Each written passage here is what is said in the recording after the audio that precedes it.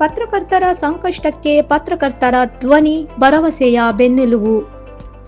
ಪತ್ರಕರ್ತರು ಸಮಾಜದ ಒಳಿತಿಗಾಗಿ ಅಕ್ಷರ ಲೋಕದ ರಾಯಭಾರಿಗಳಂತೆ ಸೇವೆ ಸಲ್ಲಿಸುತ್ತಿದ್ದು, ಅವರ ಸಮಸ್ಯೆಗಳಿಗೆ ಸ್ಪಂದಿಸುವುದು ನಮ್ಮ ಸಂಘಟನೆಯ ಪ್ರಮುಖ ಗುರಿಯಾಗಿದೆ ಎಂದು ಪತ್ರಕರ್ತರ ಧ್ವನಿ ಸಂಘದ ರಾಜ್ಯಾಧ್ಯಕ್ಷ ಮಲ್ಲಿಕಾರ್ಜುನ ಬಂಗ್ಲೆ ಹೇಳಿದರು.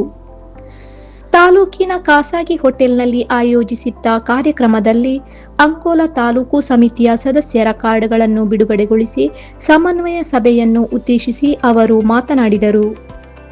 3.5 ವರ್ಷಗಳಲ್ಲಿ ಸಂಘಟನೆ 3,600ಕ್ಕೂ ಅಧಿಕ ಸದಸ್ಯರನ್ನು ಹೊಂದಿದ್ದು, ಶೀಘ್ರದಲ್ಲೇ ರಾಜ್ಯದ ಅತಿ ದೊಡ್ಡ ಪತ್ರಕರ್ತರ ಸಂಘಟನೆಯಾಗಿ ಗುರುತಿಸಿಕೊಳ್ಳಲಿದೆ ಎಂದು ವಿಶ್ವಾಸ ವ್ಯಕ್ತಪಡಿಸಿದರು.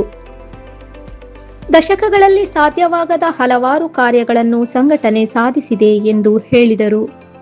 ಪತ್ರಕರ್ತರ ಹಿತಾಸಕ್ತಿಗೆ ಧಕ್ಕೆಯುಂಟು ಮಾಡುವ ಅನಪೇಕ್ಷಿತ ವ್ಯಕ್ತಿಗಳಿಗೆ ಸಂಘಟನೆ ತಕ್ಕ ಪಾಠ ಕಲಿಸುವ ಮೂಲಕ ರಕ್ಷಣೆಗೆ ನಿಲ್ಲಲಿದೆ. ಜೊತೆಗೆ ಮಾನವೀಯ ನೆರವು ಒದಗಿಸುವುದು ಹಾಗೂ ಸಂಕಷ್ಟದ ಸಮಯದಲ್ಲಿ ತಕ್ಷಣ ಸ್ಪಂದಿಸುವ ಕಾರ್ಯಶೀಲತೆಯಿಂದ ನೂರಾರು ಜನರು ಸದಸ್ಯತ್ವ ಪಡೆಯಲು ಆಸಕ್ತಿ ತೋರಿದ್ದಾರೆ ಎಂದು ತಿಳಿಸಿದರು.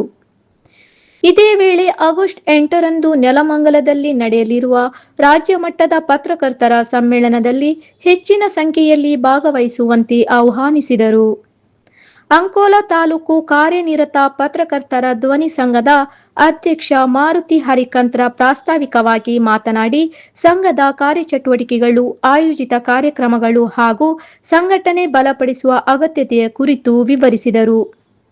ಕಾರ್ಯಕ್ರಮದಲ್ಲಿ ಸಂಘದ ಸದಸ್ಯರಾದ ವಿದ್ಯಾಧರ್ ಮೊರಾಬ, ವಿಲಾಸ್ ನಾಯಕ್, ನಾಗರಾಜ್ ಶೆಟ್ಟಿ ಉಪಸ್ಥಿತರಿದ್ದರು.